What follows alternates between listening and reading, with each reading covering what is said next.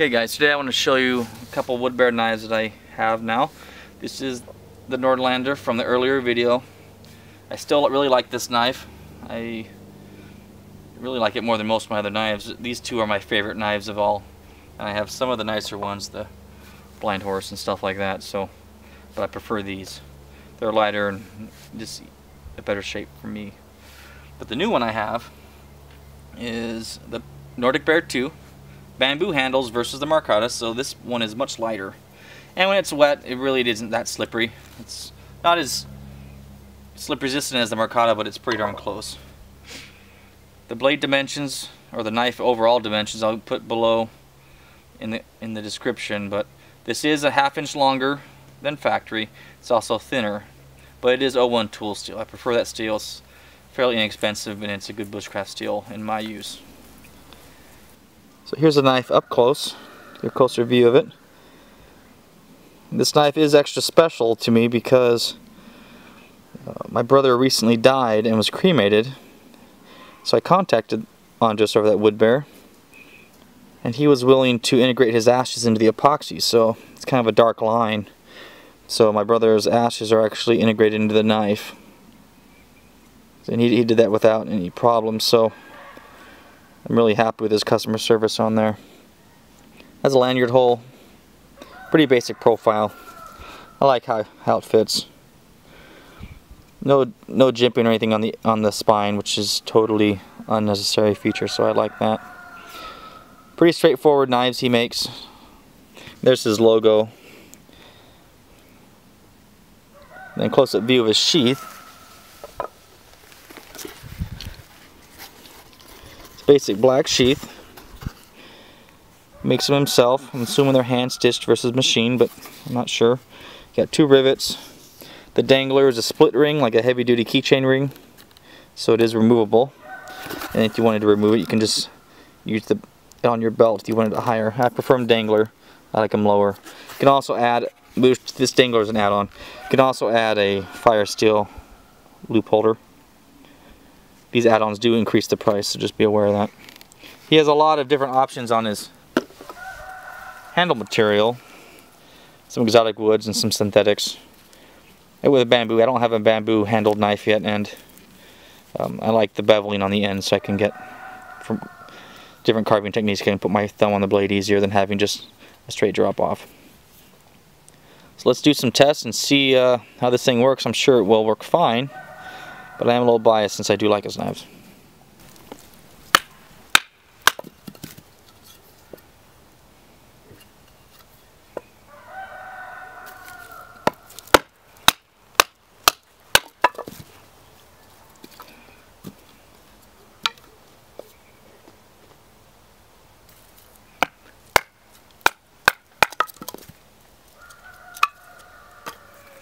Alright, that seems to work. Here's a little stubby soaked piece of wood. Let's give it a try.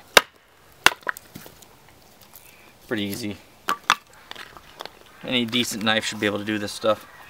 So there it is there. Let's do some feathering or shavings. Let's try that. This is just a piece of pine kiln dried from the hardware store. It's actually my beehive project.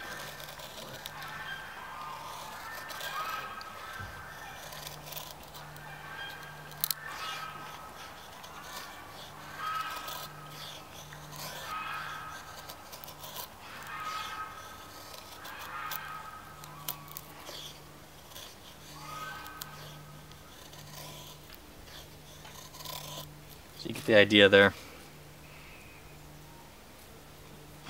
Alright. You know what? Let's continue on. I'm going to start a fire in a second.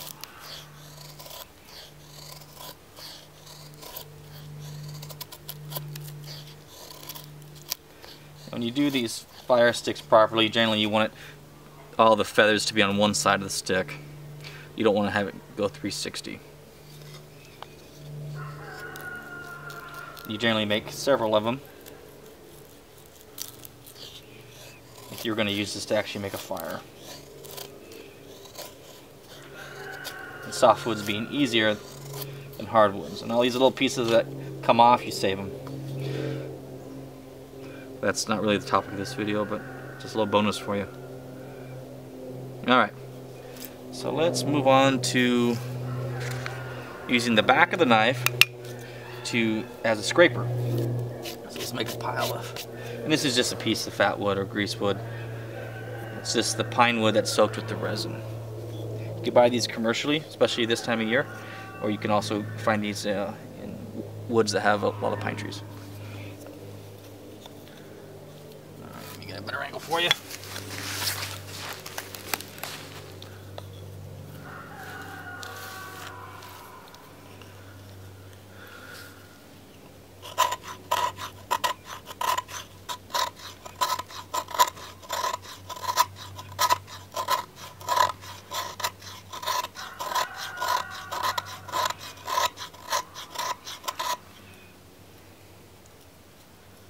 It makes quite a bit of shavings real fast. The spine of this blade is actually, it feels like a sharper angle than my Nordlander. It's like more of a 90-degree angle. It's more aggressive, which I really like.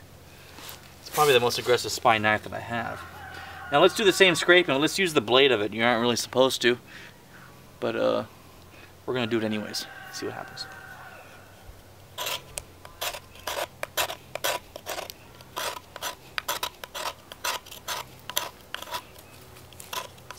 Higher up on the blade. Okay, there's that there. Let's take a look. And the edge does not appear, or does not feel to be rolled over. So that's a plus. Alright, you know what we're going to do next? We're going to go cut a small like sapling down with this knife and see what it does. So let me reset up for that camera and we'll get going with it. Okay.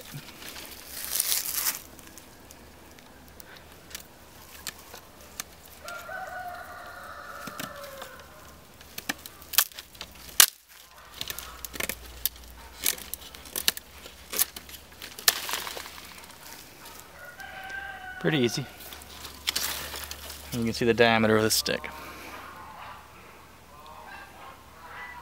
Alright, do some carving on this stick. Let's make some points and stuff. Alright, let's just make a point on the end of the stick. You can use whatever grip you prefer. Alright,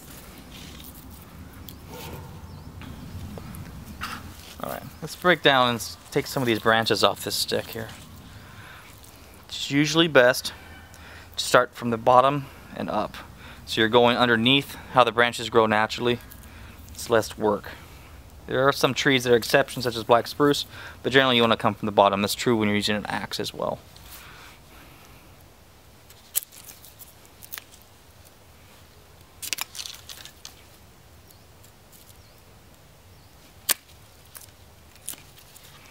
Alright. So does that pretty well. These are all tiny when you get up here, but a lot of times if you have a really tough branch, it's nice to have momentum when you're doing it. So if you're already taking off bark anyways, just as you do it, you come at it with some force, and that helps. And then I'll just work this off, this top off. So you just carve in a circle. You can push with your thumb. You're kind of going in at an angle here. Hope this, you can see this. Go all the way around. And once you go all the way around, you should be able to just break it. As you can see, then you can clean that up, but it makes a nice break. It's not some splintered, jagged thing. So, alright. So, we'll start with this side. Say we want to make this into a point for whatever reason. See how this knife does it? And this is a hazelnut branch, just to give you reference.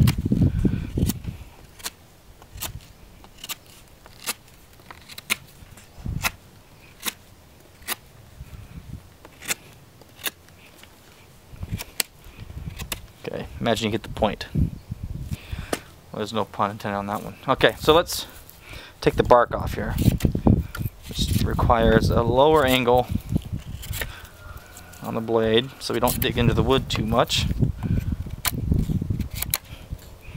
This is a handy skill for bushcraft to be able to peel branches for various tools and stuff, so it's a handy thing to practice.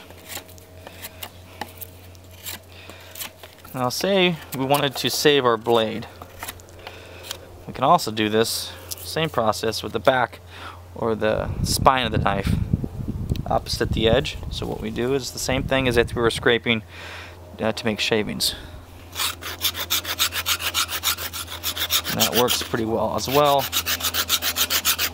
with this knife. Any good bushcraft knife should be able to do all these skills that I'm showing you without a problem and without making your hands sore. So that's how that works. The advantage of doing it this way is it saves your edge. Less you use the edge, the less you have to end up sharpening it. So there you go. So that's how that works. I guess we can let's do a couple notches. Let's do maybe one or two just to show you that practice real quick, okay?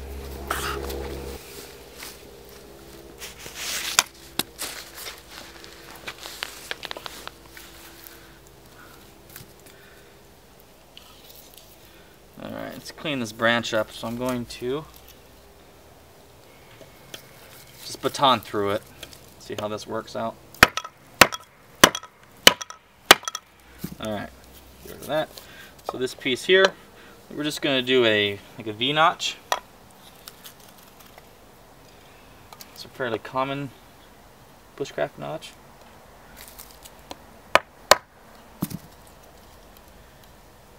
Which, doing stuff like this is when I really think the thinner blades have the advantage. I have some of the thicker ones, I just have a harder time doing fine details with them. That is me. Everybody has their own view. So, there's the V-notch. We can do a log cabin or a square notch, and then we'll get the idea.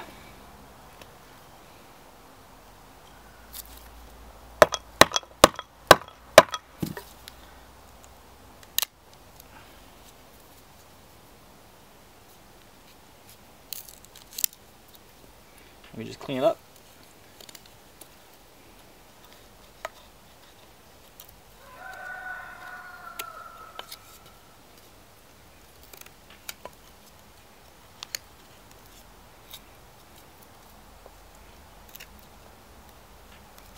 I guess notching sticks is more like maybe a basic to intermediate skill. It's a skill beyond basic survival. It's almost any quality school should be able to teach that to you. Alright, so now let's start a little fire with a ferro rod. Some of that fat wood, and we'll burn this feather stick we made too. Why not? Be fun. So let's do a little bit more shavings here. So we'll use the spine or the back of the knife. Some techniques with doing carving like these feather sticks or anything where you're doing kind of some force like making these shavings is keep your elbow locked. You're not really using like your muscle on your arm, you're using like your back to push into it while your hand is locked or your arm is locked. Just saves energy in the long run, so might help some of you out to know that. Alright, so there's my fat wood or my grease wood.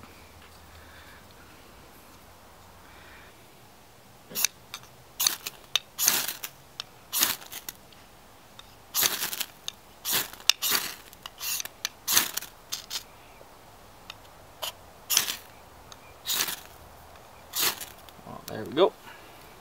And we'll get our feather stick going.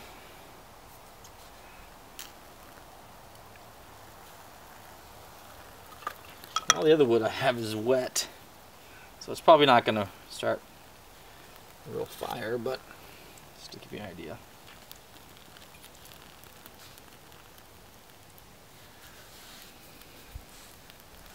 Let's save that. So let's go on, let's cut some paper. Let's cut some cardboard and then some like white printer paper. Guess we'll start with the white printer paper first. Well, we'll do it twice, but here's the first. So this is after doing all the stuff you just saw. So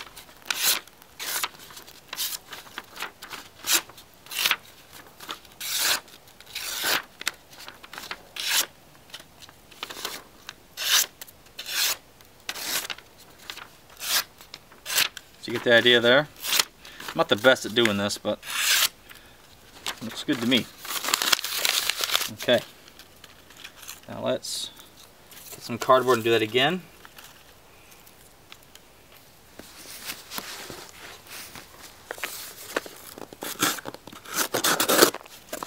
Alright, so we got this piece of cardboard here.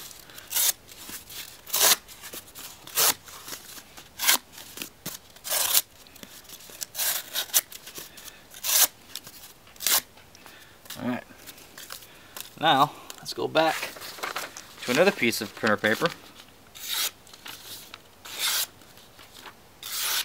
I guess the trick with this is to do it relaxed and easy.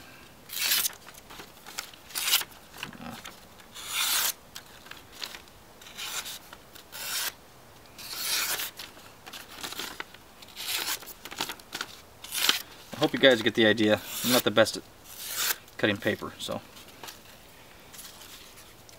Well, at least not with a bushcraft knife. Okay, so here's the knife after the test. On the opposite side, that discoloration is just from the rod. And it just wipes off. That's no problem.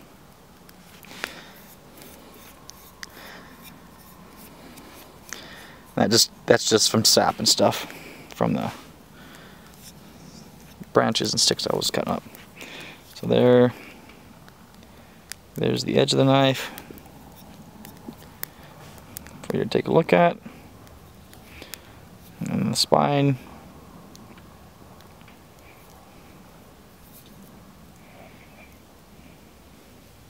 So I really like this knife. I might like it more, I don't know if I want to say that, than the Nordlander.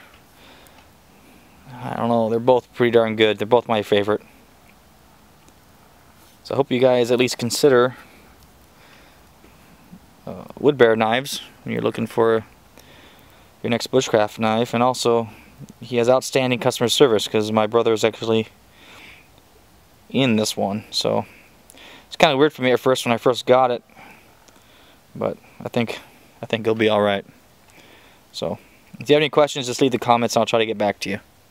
And thanks for watching.